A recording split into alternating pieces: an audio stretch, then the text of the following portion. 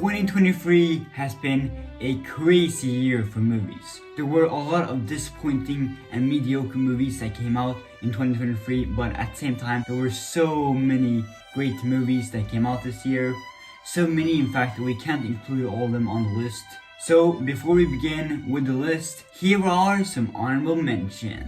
Well, these are the movies that sadly couldn't make it on the list, but are still great movies that I highly recommend watching. A Man Called Otto, Hunger Games: The Ballad of Songbirds and Snakes, Mission Impossible: Dead Reckoning, Super Mario Bros. Movie, Barbie, Guardians of the Galaxy 3, Extraction 2, No One Will Save You, The Killer, Totally Killer, Killers of the Flower Moon, Insidious 5, and The Boogeyman. Hi guys, this is Oliver and I am Knuff, and this is my list of the top 5 best movies of 2023. The Flash.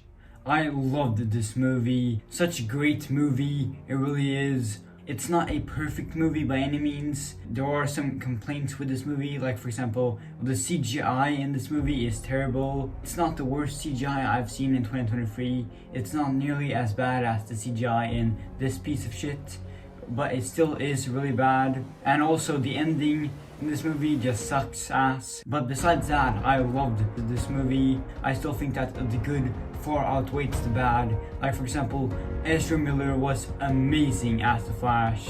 His performance in this movie was amazing. He carried this movie, and I think the chemistry between young Barry and old Barry was just amazing in this movie. This movie isn't perfect by any means, but there are some scenes in this movie that are perfect.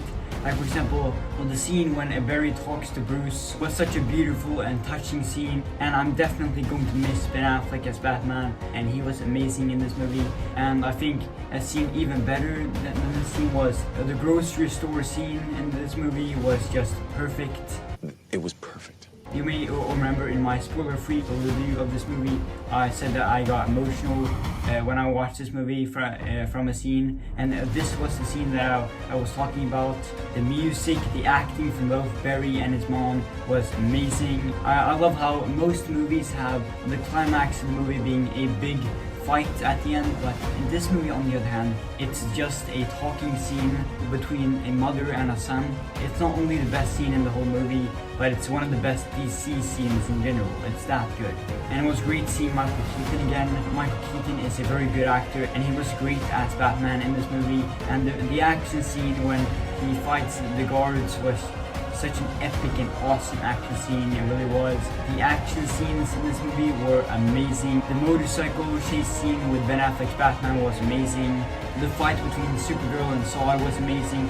Sasha Calle was great as Supergirl. Of all the movies in 2023, this movie is easily the most rewatchable movie of the year, and it's the movie that I've watched the most times. I can highly recommend watching this movie just for the grocery store scene alone. Overall, I love this movie and I can highly recommend it.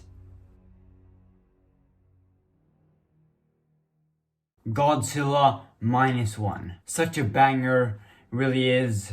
Well, this is a movie that I had not heard about until like 2 weeks ago, and I heard a lot of hype around this movie and a lot of positive reviews, and then I went to go see this movie at the movie theaters, and wow, oh, what a movie. It's easily the best Godzilla movie like ever, and this movie is also in Japanese, so it was really cool watching a movie in Japanese. I haven't seen a Japanese movie before, and Godzilla himself, amazing in this movie. It's easily the scariest we've seen of Godzilla, and every time Godzilla showed up on screen, it gave me goosebumps. In the MonsterVerse movies, Godzilla is the anti-hero.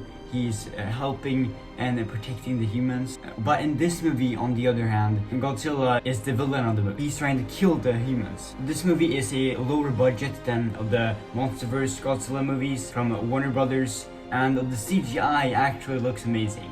The CGI on Godzilla, visually he looks amazing and very scary and intimidating. And one thing that this movie has, but the MonsterVerse movies don't have, is that the human characters in this movie were actually amazing. The worst thing about the MonsterVerse movies is that the human characters are just terrible, but in this movie on the other hand, the human characters were actually amazing. You actually cared about the human characters, which is the first for this franchise. The fact that this movie had a lower budget than the Warner Brothers MonsterVerse movies, but still manages to make amazing human characters, which is something that the MonsterVerse movies couldn't, is just insane. I loved the main character of the movie. He was amazing in the movie, and his acting was just wow. It's the best acting I've seen in a non-English movie since Squid Game, and that isn't even a movie to show. I will probably be doing a full-fledged movie review on this movie, but for now I'm trying my best to keep this quick. If you're someone who wants a monster movie that's Taco Bell, dumb fun, guilty pleasure, then go watch the MonsterVerse movies. But if you're someone who wants an amazing, compelling drama monster movie with amazing CGI, amazing characters, amazing story, amazing action scenes, and great world building, then Godzilla Minus One is the perfect monster movie for you. John Wick Chapter 4. This movie is amazing. It's easily the best looking John Wick movie in the franchise, and not only is the cinematography in this movie just perfect, but also the action scenes in this movie are just perfection. This movie is an action masterpiece. There are so many action sequences in this movie, and I loved every single one of them. Normally in my movie reviews there's one standout action scene in particular that I specifically talk about, but here in this movie, on the other hand, every single action scene is just perfection. The desert action scene, the waterfall bar fight, the crossy road scene, the creative warehouse scene, the stairs scene, and so much more, and all leading up to the amazing climax in the movie, which is just perfect. Fun fact, the climax of the Skull Universe Season 5 was heavily inspired by the climax in this movie. John Wick getting shot many times and getting back up again, and then the villain getting shot in the head by our hero, and then our hero dies sadly, just like in Skull Universe Season 5. So I was heavily inspired when I was making it. So thank you so much, Chad Stahelski, or the director of this movie, for the inspiration. And not only is the action amazing, but I also loved the characters as well. Keanu Reeves is amazing as John Wick, as always, and the fact that he died at the end was just so sad, and the fact that he has now died and is living happily in heaven with his wife is just beautiful. It really is a perfect ending to his character arc. I also love that Kane, he was the best, easily the best character in the whole movie. Bill Skarsgård was amazing as the villain, such a great villain. I loved Akira and her dad, the guy from Bullet Train. They were awesome in this movie, and the fight between him and Kane was just perfect. It was an epic and awesome action scene, it really was. I loved this movie. A brilliant ending to the John Wick franchise, a perfect ending to this franchise.